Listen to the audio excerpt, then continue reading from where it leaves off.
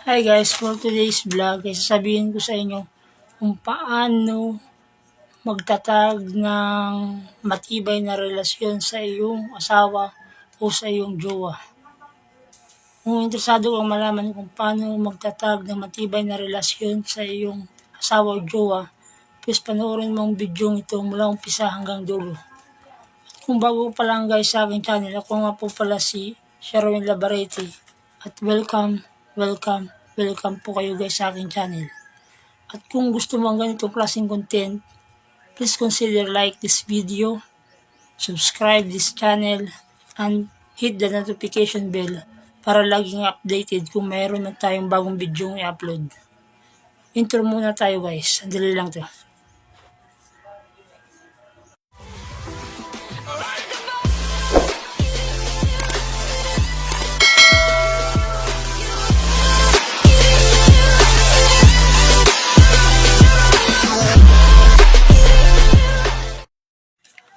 Welcome back again guys sa aking channel, Sherwin Labarete.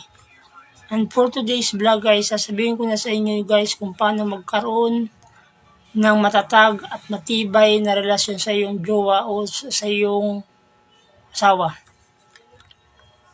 Ilan lang itong sa mga sasabihin ko ng mga dahilan upang magkaroon ng matibay na relasyon sa iyong asawa o jowa. Ito ay ang mga sumusunod. Una, komunikasyon. Ano ba ang komunikasyon?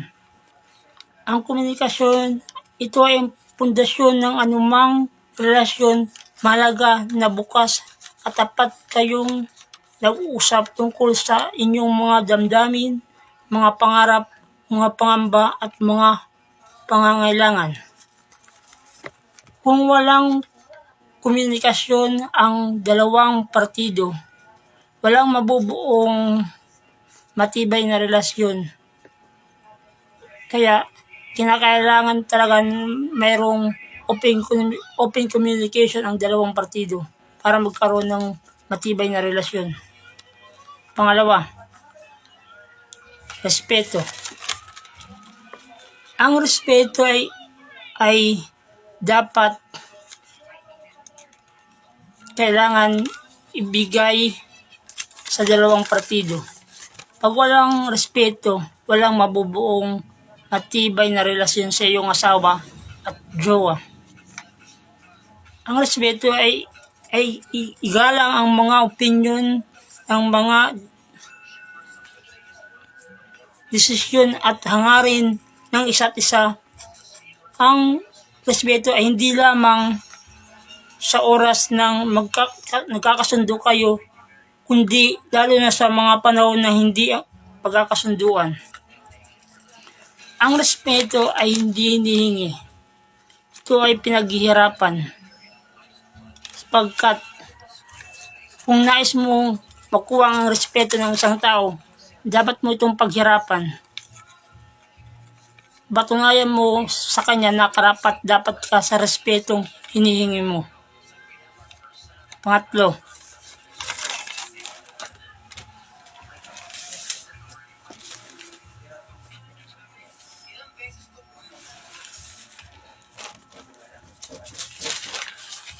tiwala. Ang tiwala ay kailangan sa isang relasyon. Pag walang tiwala, ang dalawang partido ay walang mabubuong matibay na relasyon. Ito ay isa sa pangunahing haligi ng anumang relasyon. Mahalaga na magtiwala kayo sa isa't isa at maiwasan ang mga sitwasyon na maaaring magdulot ng pagdududa. Kung mahal mo ang isang tao, dapat magtitiwala ka sa kanya. Kung wala kang pagtitiwala sa isang tao, ibig sabihin lang yan, wala kang pagmamahal sa kanya. Yun lang yun kasimple. Pang-apat,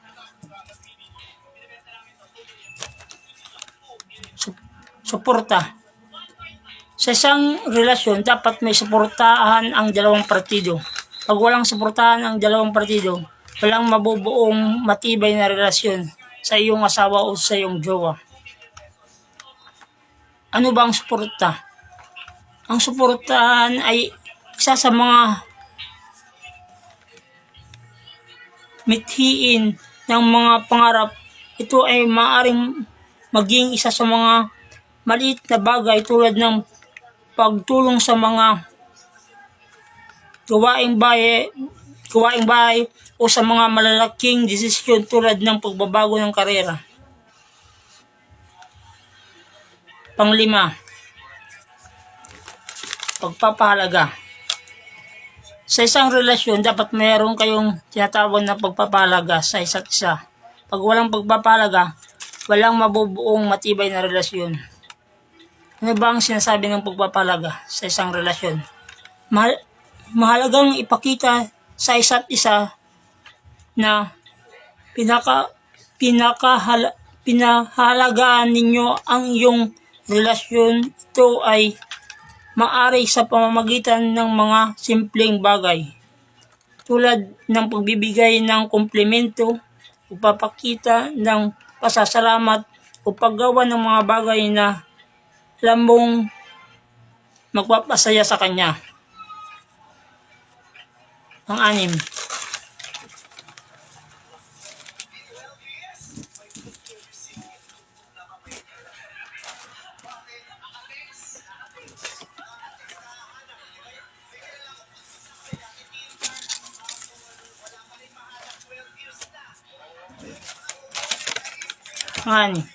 pagbibigay ng espasyo.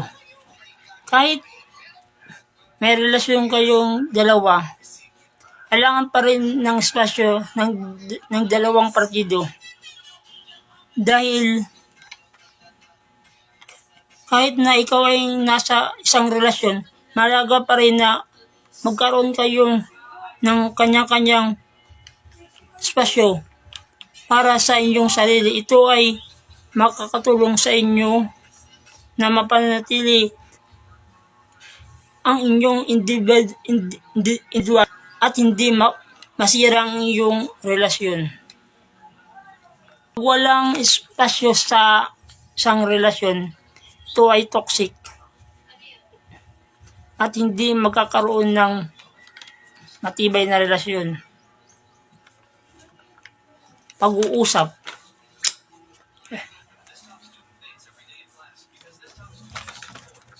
Sa isang relasyon, dapat mayroon tinatawag na pag-uusap.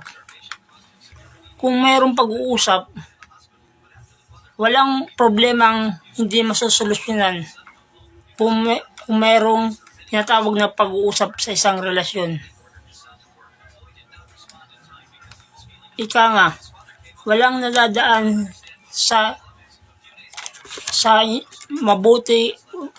mabuting usapan. Pag mayroong pag-uusap ang dalawang partido, lahat ng problema ay pwedeng masolusyonan. Pangwalo, pagpapatawad. Ang pagpapatawad ay importante sa isang relasyon. Dahil lahat tayo ay nagkakamali, ang pagpapatawad ay isang mahalagang bagay ng isang relasyon. Ito ay hindi lamang tungkol sa pagpapatawad sa iba, hindi pati rin sa sarili. Lahat po tayo ay nagkakamali at hindi po tayo perfecto.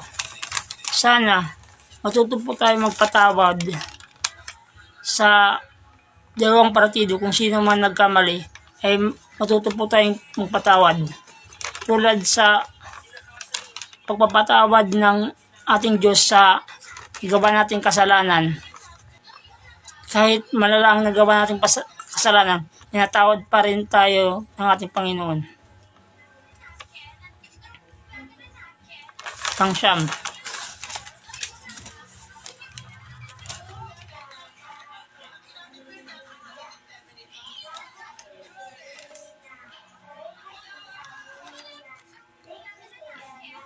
Siyam, pagmamahal.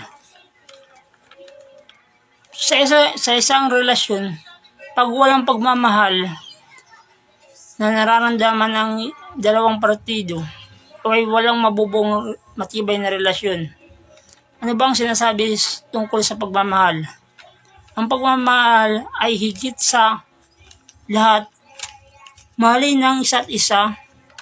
Ang pagmamahal ay hindi lamang sa mga panahon na kasiyahan, kundi pati na rin sa panahon ng pagsubok. Dapat, kung nagmamahal kayo, hanggang sa huli walang iwanan. Maging sa kasayahan man o sa kalungkutan o hanggang sa kamatayan. Tandaan na ang bawat relasyon ay iba't iba ang mga ito at hindi lahat ay maaaring magtrabaho para sa inyo. Ang pinakamalaga ay ang iyong pagmamahalan at ang iyong pagnanais na gawin ang lahat para sa kaibubuti ng iyong relasyon. Sana guys ay may natutunan kayo sa aking mga sinabi. At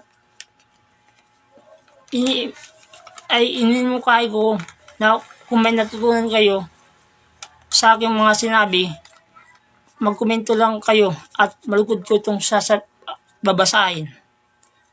Yun lang po guys at salamat. See you in my next vlog.